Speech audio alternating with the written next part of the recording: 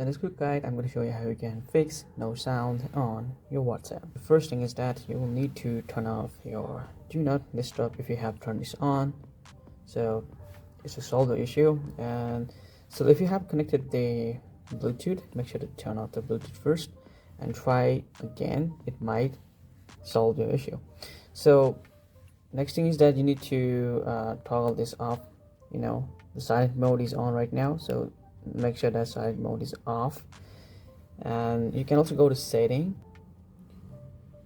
and then you should find sound and haptics. So in sound and haptics, make sure that you have this slider all the way on the volume on, so that you can also see silent mode is off. So if this still doesn't work, you need to force restart your phone. All right, so to do that, make sure that you need to use this combination here.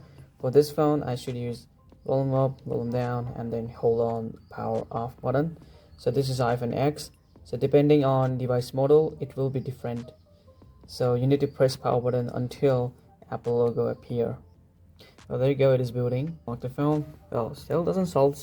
Go to setting, go to general, go to iPhone storage, and find WhatsApp here, and simply offload the app, and then simply hit on reinstall app.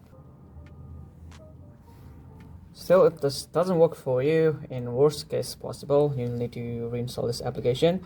So simply delete this app, and you can go to App Store, then simply reinstall this application.